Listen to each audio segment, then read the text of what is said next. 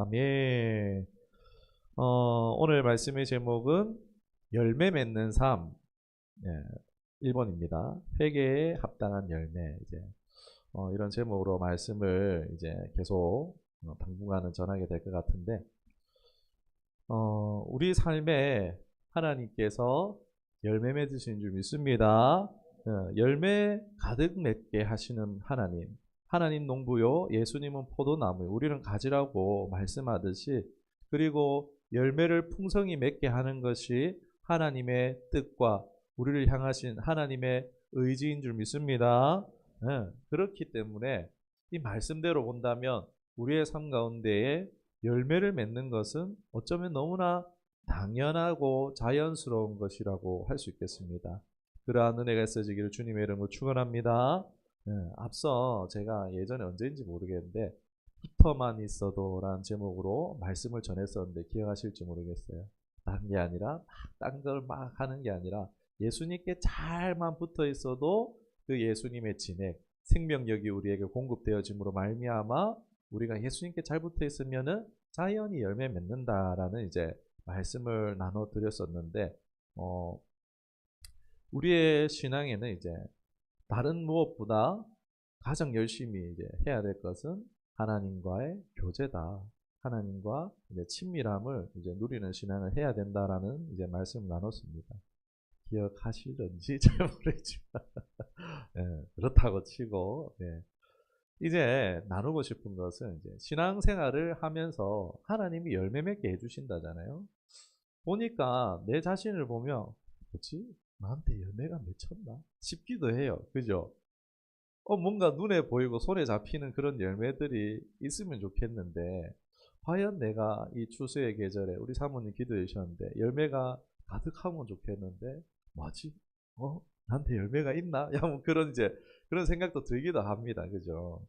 어떤 이제 열매를 하나님께서, 예수님께서 맺게 하여 주시는지, 그리고 그것이 얼마만큼의 가치가 있는 것이고, 얼마만큼 우리에게 유익한 것인가에 대해서 이제 열매 맺는 삶 이제 시리즈 설교로 갈 것 같아요. 그 부분을 나누고자 하는데, 열매 맺는 삶을 이제 묵상하면서 이렇게 예전에 또 했던 설교들을 다시 되짚어 보고 하면서 묵상하다가 갑자기 딱 이런 생각이 드는 거예요.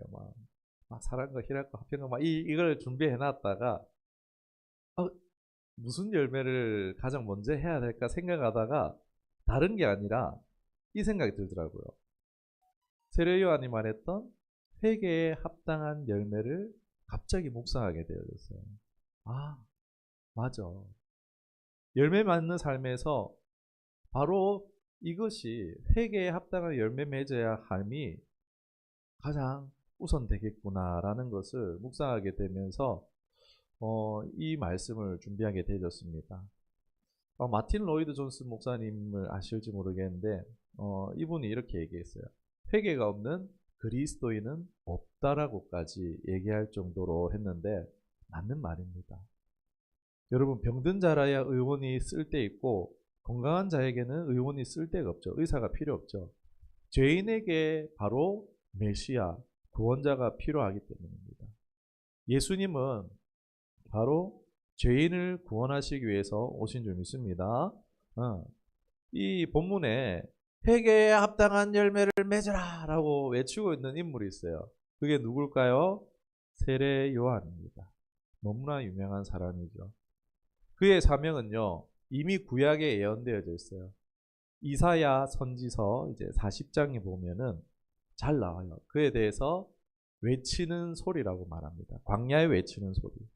그리고 그의 사역에 대해서도 분명히 나옵니다. 주님의 오실 길을 예비하는 자. 그러니까 왕의 대로를 평탄케 할 자로서 구약에 이미 예언되어졌었던 자가 바로 세례 요한입니다.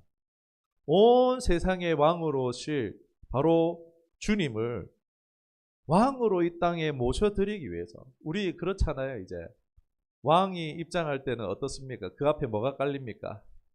레드 카펫이 깔리잖아요. 그런 것처럼 이제 막 연예인들 시상식 하면은 막 이렇게 하는 것도 다 이제 왕이 입장하던, 이제 왕이 이렇게 지나가던, 예수님 우리 입장할 때, 예루살렘 입성할 때 그 무슨 나무죠?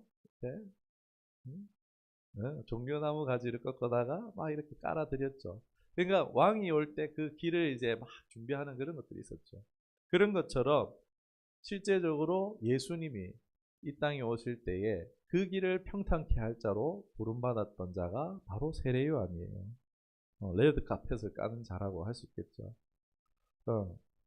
그의 이제 사역이 바로 회개 사역이에요. 회개하라, 천국이 가까웠다라고 외치는 것이 그의 주된 사역이었다라고 할 수 있겠어요. 주님의 길을 예비하는 곳, 그것이 이꼬르 회개 사역이다. 사람들을 회개시키는 사역이다라고 할 수 있겠습니다. 사랑하는 여러분, 예수님이 여러분의 삶 가운데에 진정한 왕이 되시기를 원하십니까? 네.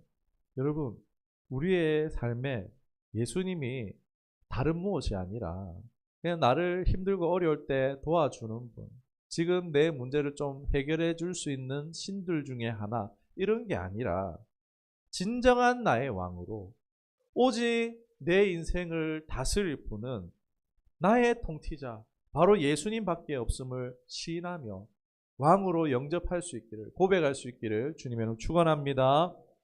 그래야 할 때 왕 대신 주님의 선하신 통치와 그러한 그 결과가 여러분의 삶 가운데 나타날 줄 믿습니다. 여러분, 예수님이 우리에게 왕으로 오시고 왕이신 예수님이 우리에게 개입하시고, 여러분, 왕이 와가지고 뭐 지금 시대는 왕이 없지만 왕이 이렇게 홀을 들고 와가지고 그 사람에게 탁 홀을 내밀면 어떻게 됩니까? 그 사람의 소원 성취하는 거 아닙니까? 네가 뭐 바라느냐 에스더에게 왕이 이렇게 했을 때 그 소원을 다 들어주잖아요. 그런 것처럼 왕이 우리 인생 가운데 개입하시는 건요, 놀라운 거예요. 온 세상을 통치하고 다스리는 그 왕께서 우리에게 개입하시고 역사하기를 원하십니다. 우리의 삶 가운데에 그러한 것을 경험하고 내 인생에 정말 열매 맺는 삶을 원한다라면요, 반드시 우리가 거쳐야 할 과정이 있는데 그것이 뭘까요? 세례 요한의 사역과 동일합니다. 나에게 예수님을 왕으로 받아들이고 영접하기 위해서는 바로 회개하여야 한다는 것입니다. 여러분, 오늘 이 말씀은요, 결코 여러분을 정죄하거나 그런 말씀으로 받지 않으시기 바랍니다. 우리의 영적 유익을 위해서 반드시 우리가 거쳐야 되는 과정이라는 것을 미리 먼저 말씀드리도록 하겠습니다. 여러분, 회개가 무엇입니까? 히브리어로 슈브라고 합니다. 그 뜻은 돌이키다, 전환한다 라는 뜻을 가지고 있어요. 헬라어로는 메카노이아라고 합니다. 이거는 뭐 다른 단어도 있는데, 아무튼 도덕적 종교적인 생각과 감정을 돌이키는 데서 넘어서 실천적인 돌이킴까지 포함하는 단어가 메카노이아라고 할 수 있겠습니다. 뭐 결론적으로 하나님께 돌아가는 것. 회개는 뭐라고요? 하나님께 돌아가는 것이에요. 우리 회개 생각하면 뭐예요? 막 눈물 콧물 짜면서 죄송해요, 잘못했어요, 미안해요, 막 이런 걸 우리 회개라고 생각하잖아요. 그런 미안해요, 죄송해요, 잘못했어요라는 말을 나열하는 것이 회개가 아니라, 회개의 본질은 뭐라고요? 하나님께로 돌아가는 것인 줄 믿습니다. 엄밀히 말하면, 좀 더 정확하게 얘기하면요, 자기 자신의 통치권, 내가 내 마음대로 살아가잖아요. 내 삶의 주인은 나야라고 우리 보통 살아가잖아요. 나의 통치권, 내 삶에 대한 통치권, 내 삶에 대한 기득권, 이러한 모든 것들을 어떻게 해요? 주님 발 앞에 내려놓는 거예요. 회개라는 것은요, 내 통치권과 기득권을 내려놓고 정말 나를 다스릴 분, 내 모든 것의 주권이 예수님이라는 것을, 이것을 인정하고 모셔드리는 것이 회개의 본질이라고 할 수 있겠습니다. 좀 더 다른 입장에서 보면은, 전쟁 지금 하고 있잖아요. 막 서로 이기려고, 지지 않으려고 하잖아요. 그러다 보니까 계속 전쟁이 계속 이제 지속되고 있잖아요. 그런데 이제 그러다가 어느 순간이 되면 어떻습니까? 물자가 떨어진다든지 피해가 여기서 더 넘어섰다가는 정말 망하겠다 싶으면은 어떻게 합니까? 한쪽에서 항복하잖아요. 그런 것처럼 항복하고 그 나라에 속하게 되는 경우가 이제 옛날 전쟁에 이런 것들이 많았는데, 여러분 이런 거 생각하면 돼요. 회개라는 것은요, 바로 하나님께 두 손 들고 항복하는 것을 말합니다. 주님께로 내가 속하게 되는 것을 말하는 거예요. 항복하고 속하게 되는 거예요. 그런데 세상의 전쟁은 어떻습니까? 무력으로, 힘으로, 총과 미사일로 그것을 이제 정복하지만, 그러나 우리 하나님께서는 우리에게 일절 힘으로 하시지 아니하고 사랑으로, 일절 사랑으로 자비와 은혜와 긍휼로 우리를 정복하시는 줄 믿습니다. 스스로 항복하게 만드시는 분이 우리 하나님이신 줄 믿습니다. 네, 너무나 좋은 하나님이죠. 예수님의 이제 오실 길을 예비했던 세례 요한이 이 복음을 전할 때에, 회개의 복음을 전할 때에 크게 두 부류가 있었어요.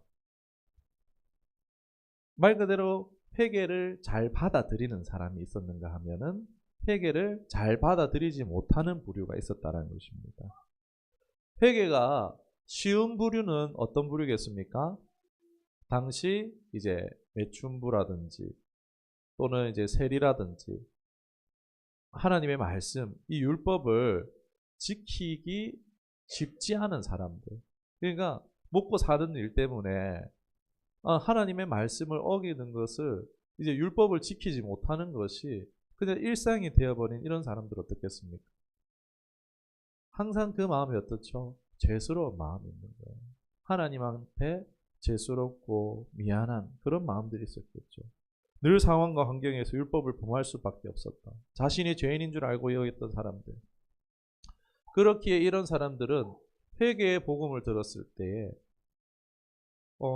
어렵지 않게, 또 그리고 너무나 고맙고 감사하고 감격하며 예수님을 영접할 수 있었습니다. 그러한 반면에 회개가 어려웠던 사람들이 있어요. 어떤 사람들일까요? 당시 유대 사회의 지도계층이었어요. 사두개인, 바리새인, 서기관들. 이 사람들은요, 스스로 생각할 때에 흠이 없는 거예요. 율법에 흠결이 없다라고 여기는 사람들이었어요. 그러나 예수님은 이들을 향해서 뭐라 말합니까? 율법을 말하는 규범을 빠짐없이 지켰을지 모르지만 너희는 율법 안에 있는 정신을 잊어버렸다. 율법 안에 있는 하나님의 의도는 저버렸다라고 말해요. 율법이 말하는 것이 무엇입니까? 그거 잘 지키라고 준 것이 아니라 그 의미를 잘 살펴보면 하나님을 사랑하고 이웃을 사랑하는 것이죠. 새 계명을 너에게 주노니 율법을 완성한다라고 말하잖아요. 율법에 들어있는 의미는요, 최소한으로 피해주지 않는 것이지, 그 율법이 말하는 의도하는 바는요, 사랑하라라는 거예요. 그런데 이 당시의 지도계층들, 이 당시의 사람들은 율법은 잘 지켰을지 모르지만 사랑은 하나도 없는 거예요.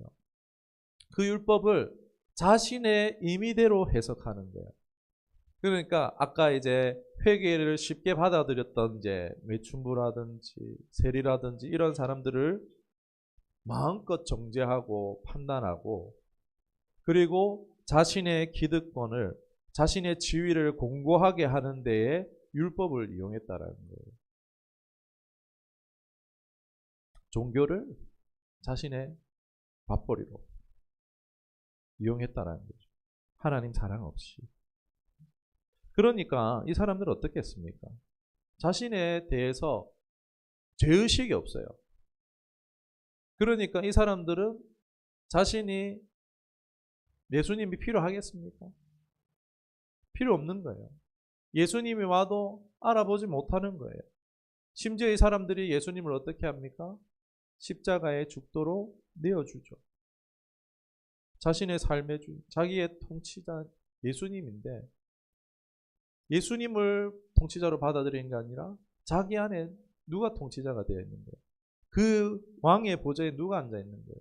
자기가 앉아 있으니까 자기가 삶의 주인이고 자기가 다 모든 것을 컨트롤하고 통제할 수 있는 사람이 되다 보니까 외적인 형편은 그들이 죄인들보다는 나아 보였지만, 그러나 사실 이제 세례 요한도 예수님이 보셨을 때 그들의 영적인 형편은 끔찍하기 그지없었다는 것입니다. 비참하기 그지없었다는 것입니다.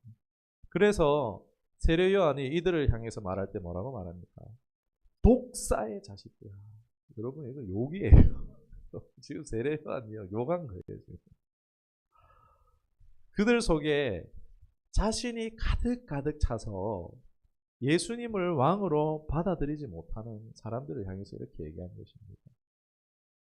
세례 요한이 특별히 예수님을 왕으로 받아들이지 못하고 더디 믿는 사람들, 회개를 하지 못한다는 건요, 예수님을 왕으로 받아들이지 못한다는 거예요.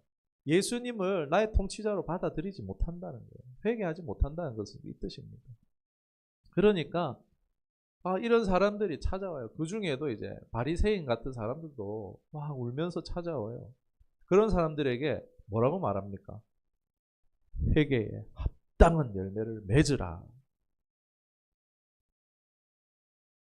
회개면 회개지. 왜 또 회개에 플러스 합당한 열매인가 싶기도 합니다. 그 말씀에 대해서는 이하로 구절들이 나와 있는데, 자신이 죄인인 줄 아는 사람들은 자신의 죄에 대해서 뉘우치며 삶의 방향을 오히려 또 쉽게 주님께로 돌이킬 수 있습니다. 이런 회개의 삶을 살 수 있어요. 우리의 마음 가운데 여러분 어떻습니까? 나는 주님 앞에 죄인임을 고백하십니까? 대답 안 하셔도 돼요. 마음으로 대답하셔야 돼요. 네, 맞습니다. 저도 사모도 여기 우리 모두가요. 정말 셀 수 없는, 정말 성경을 보면 볼수록 내 안에 얼마나 비참한 죄인인지 알 수 있습니다. 우리는 죄인이에요. 그러한 죄에서 내 스스로 할 수 있는 것은 죄 짓는 것밖에 없는, 내 스스로는 어떠한 선한 열매도 낼 수 없는 존재라는 것을 인정하고 주님께로 돌이키는 회개한 저와 여러분인 줄 믿습니다. 그러나 여기에 나오는 사람들, 자신의 생각과 자신을 옳게 여기는 사람들이 있어요. 자기에 대한 죄의식이 낮은 사람들이 있어요. 이러한 사람들은요, 특징이 있습니다. 세례 요한이 독사의 자식이라고 표현한 것은 그들의 간사함을, 간사한 특징을 말했다고 했어요. 말한 것이라고 할 수 있어요. 그러니까 한 입으로 두말하는 거예요. 얼마든지 입으로 회개하는 거예요. 얼마든지 나 죄인이에요. 얼마든지 나 잘못했어요. 라고 공언하지만, 공공연히 사람들 앞에서도 얘기를 하지만, 그러나 진정한 그들의 마음의 변화, 그들의 진정한 삶의 변화로 나타나는 것이 쉽지 않기 때문에 한 입으로 두말하니까 독사의 자식들이라는 거예요.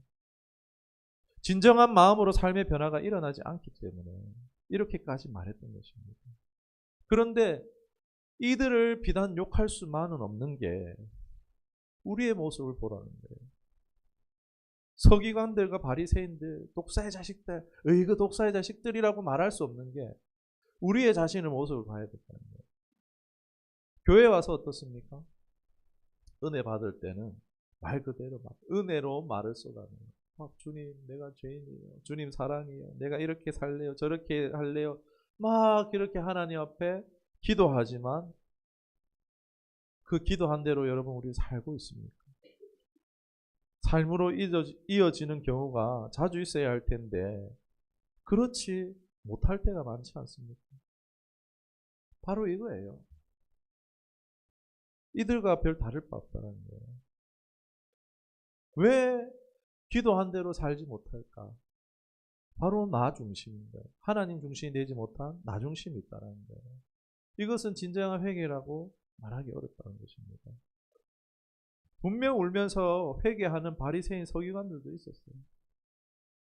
10절의 말씀 보세요. 10절에 뭐라고 했습니까? 우리가 무엇을 해야 하리까? 어찌하오리까? 무슨 뉘앙스겠어요? 어찌할까? 어쩌고 이런 뉘앙스겠어요? 아니면 도대체 어떻게 우리가 해야지 구원을 받겠습니까? 세례 요한이요. 이런 뉘앙스겠습니까? 어찌 하겠습니까? 어찌 우리가 구원을 받겠습니까? 간절하게 세례 요한을 찾고 있는 반응 아니겠습니까? 11절로 14절을 보십시오.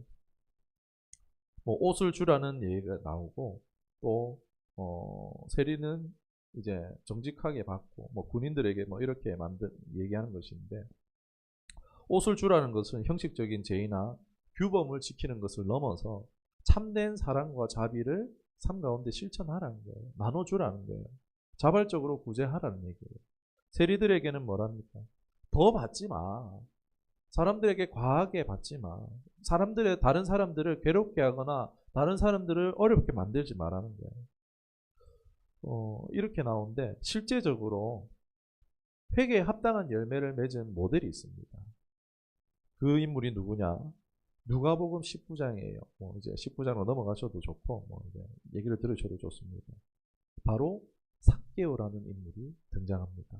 삭개오는요, 세금을 징수하는 사람이 관료였어요. 자신의 생계를 위해서는요, 이제 로마 정부에서 징수하는 이 금액에 대해서 자기도 이제 로마로 보여내지만 자기 생계를 위해서 어떻게 해야 될까요? 얼마 정도 추가로 받을 수 있는 거예요. 그래서 얼마 이상의 금액을 더 받아야 되는데 이러다 보니까 유대 사회에서 어떻습니까? 로마의 앞잡이라고 미워하는 거예요. 싫어하고 배척받는 거예요. 또 과한 징수로 인해서 유대인들 사회에서 미움을 사는 대상이 바로 세금을 징수하는 이제 세리라고 할 수 있습니다. 그러니까 민족 중에 자기의 호의호식만 하는 세금 징수원도 있었을 거예요. 그런데 삭개오는요, 어떤 이유에서인지 예수님께 나아가기를 원하는 것을 볼 수 있습니다. 예수님이 왔어요. 자, 마을에 왔는데 무리들에게 막혀서 예수님께 나아갈 수 없으니까 궁여지책으로 어떻게 하느냐? 우리 뭐 주일학교 때 키 작은 삭개오 이제 나무 위에 올라갔다고 막 이런 찬양도 있고 한데 나무 위에 올라갔어요. 왜 그랬을까요? 추측컨대 이렇게 예수님께 이 세리인 삭개오가 예수님께 나아가려고 했고 안 되니까 나무 위에까지 올라가려고 했던 그의 동기가 뭐였을까요? 추측해 봤으면 좋겠어요. 저는 삭개오 자신의 삶에 참된 변화를 원했다라고 그런 묵상하게 되었습니다. 자신이 죄인인 줄 알며 구원자 대신 이 예수님을 이 소식과 소문을 들었고 자신의 삶의 진정한 변화를 원했다라고 그것이 동기가 되어져서 예수님을 찾아갔고 이 사람 뭐 어려웠겠어요. 먹고 사는 데는 분명 문제 없었을 거예요. 사람들하고 관계가 안 좋았죠. 그런데 진정한 삶의 변화를 원했던 것이죠. 그래서 예수님을 보기 위해서 나무까지 위에까지 올라갔던 거예요. 예수님은 이 삭개오의 집에 가셔서 내려오라 해서 이 집에 오늘 유하야겠다 해서 저녁 식사를 합니다. 그곳에서 무슨 대화가 왔다 갔는지 모르겠어요. 그런데 바로 여기서 삭개오가 회개에 합당한 열매를 맺는 장면을 보여줍니다.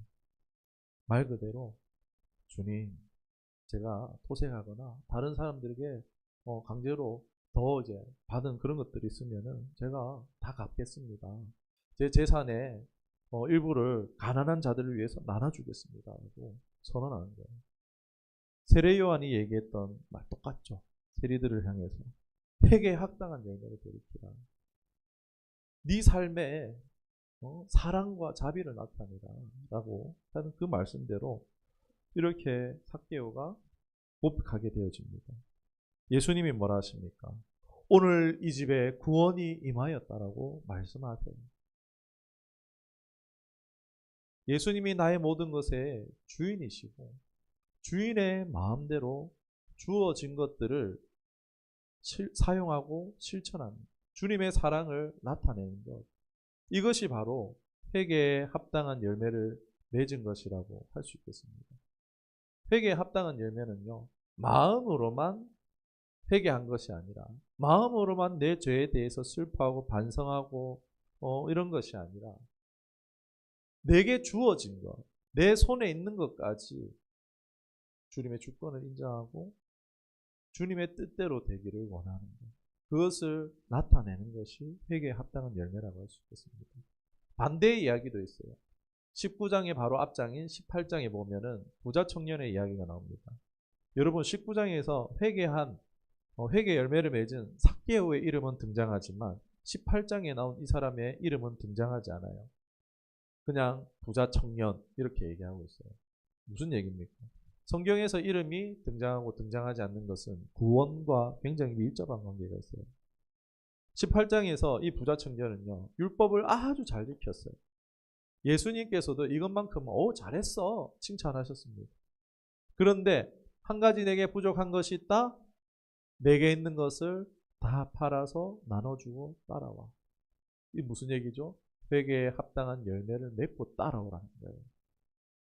너 예수님을 따라가고 하나님 나라 백성 되기를 원해? 하나님 나라의 열매 맺는 삶을 되기를 원해? 그러면 지금 네가 가지고 있는 거 다 나눠주고 나를 따라와. 그런데 이 부자 청년이 어떡합니까? 근심하면서 예수님을 따랐다는 얘기는 나오지 않아요. 떠나갔다라고 말해요. 가진 것이 너무 많아서. 무슨 얘기입니까? 자기의 기득권을, 자신의 삶에 대한 통치권을요, 이양하지 못하는 거예요. 내려놓지 못하는 거예요. 너무 많이 가졌습니다. 우리도 이럴 수 있어요. 많든 적든지 떠나서 자신의 삶에 대한 통치권, 주권, 기득권을 포기하지 못하기 때문에 생명 대신 예수님을 따르지 못하는 그런 경우가, 불미스러운 그런 일들이 일어날 수 있다는 것입니다. 회개는 죄송해요 잘못했어가 아니라 돌이키는 것입니다.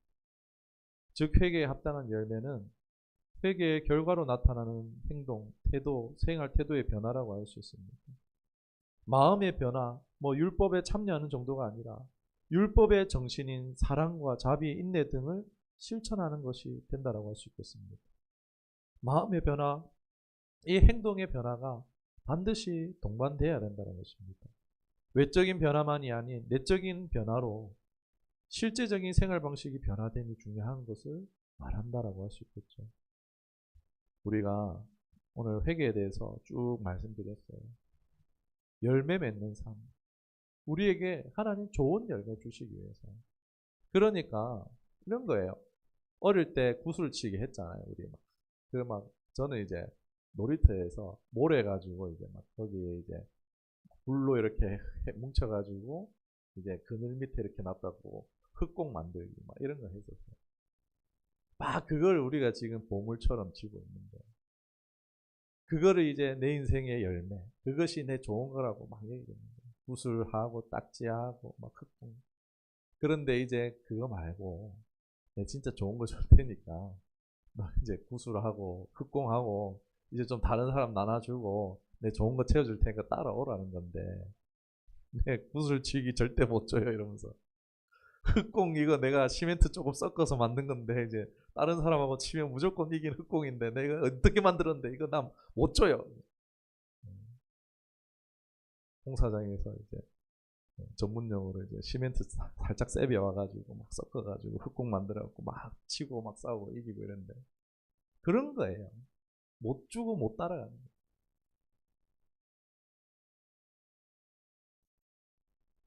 사랑하는 여러분, 우리 인생의 방향성이 나 자신이 아니라 하나님께로, 예수님께로 향하는 것, 이것이 회개입니다. 가지가 포도나무 대신 예수님께 양분을 받아 열매 맺는 삶, 이것을 우리가 이제 나누겠지만 앞으로 이제 계속 나눌 텐데, 그 전에 이제 해야 될 과정, 준비 과정이라 할 수 있겠죠. 주의 길을 예비하는 세례 요한이 했던 준비 과정처럼 나의 삶 가운데 준비 과정, 예수님을 나의 왕으로 받아들이는 과정이 반드시 저와 여러분에게 필요한 줄 믿습니다. 그게 아프고 힘들 수 있어요. 구슬 주고 흙공 주는 게 당장 어린 나이에게 그걸 빼앗아 간다고 하면 엄청 힘들겠죠. 그러니까 부자 청년이 근심하면서 떠나갔잖아요. 아프고 힘든 과정일 수 있어요. 그러나 접붙여서 그 풍성한 포도나무에 무화과 나무에 이제 접붙임을 받는데 사실 힘든 과정일 수 있어요.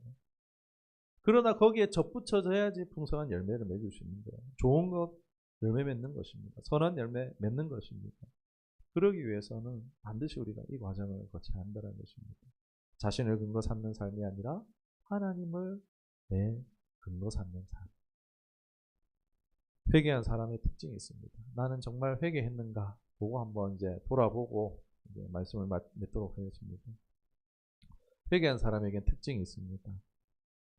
이제 죄에 대한 견해가 하나님의 같은 견해로 바뀌는 거예요. 하나님이 죄에 대해서 어떻게 하시죠? 하나님은 죄를 미워하세요. 그러니까 정말 진정으로 회개한 사람은요, 죄에 대한 자세와 태도가 변한다는 것입니다. 진짜 회개는 하나님이 죄를 미워하듯이 우리도 죄를 미워하게 된다는 것입니다. 여러분, 도둑질한 사람이 잡혀서 왔어요.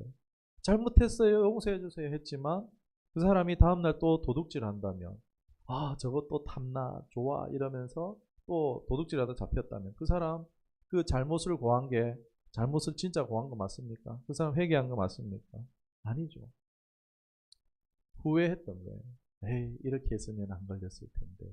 에이, 그냥 좀 욕심 덜 부릴 걸. 후회하고 자신의 처지를 안타까워하고 한탄하는 거예요. 이랬으면 좋았을 걸. 눈물을 흘려도요, 그거는요, 회개가 아니라 후회의 가능성이 높아요. 우리가 신앙생활 하면서 내가 눈물을 흘렸다라는 부분에 있어서 내가 이 감정적 변화가 있었다라고 해서 아, 내가 회개했구나라고 착각할 수도 있어요. 그 감정에 빠질 수도 있어요. 그러나 그것은 회개의 눈물이 아니라 후회의 눈물일 수도 있다는 거예요. 진짜 회개는 이런 거예요. 좋은 식품인 줄 알고 먹었는데 불량식품인 거예요. 예를 들어서 뭐 아이가 이제 키가 안 크니까 키가 크라고 키 크는 약을 먹였는데 오히려 그것이 위장을 탈나게 하는 약이었던 거예요. 소화불량을 일으키는 식품이었던 거예요. 불량식품이었던 거예요. 그걸 사준 부모는 얼마나 화가 나겠습니까? 엄청 화가 나겠죠. 분노하겠죠. 그런 것처럼요, 회개한다는 것은요, 죄에 대한 증오, 화가 나는 것이, 그것이 정말 회개한 사람의 반응이라 할 수 있습니다. 자신이 죄인이라는 것을 우리가, 그것이 내게 실제가 되지 않으면요, 예수님을 구하기도 어렵습니다. 자신이 존재적인 죄인, 아무리 애쓰고 노력해도, 여러분, 단무지, 장아지 씻어도 짠맛이 없어집니까? 아무리 얇게 썰어가지고 씻어도 그 짠맛이 없어집니까? 안 없어지잖아요. 그런 것처럼 내가 존재적 죄인이라는 것을 깨달을 때에 우리는 진정으로 회개하게 되는 줄 믿습니다. 초월자이신 우리 구주 예수 그리스도를 진정으로 나의 왕으로 구주로 영접할 수 있는가? 바로 내가 죄인인 줄 깨닫고 주님을 왕으로 모셔드리는 것입니다. 날 구원하신 그 놀라운 십자가 사랑을 감사 감격하며 날마다 그 주님과 동행하며 나아가 예수의 생명력으로 우리의 삶 가운데에 풍성한 열매 맺게 될 줄로 믿습니다. 그러한 저와 여러분 되시기를 주님의 이름으로 축원합니다. 기도하겠습니다.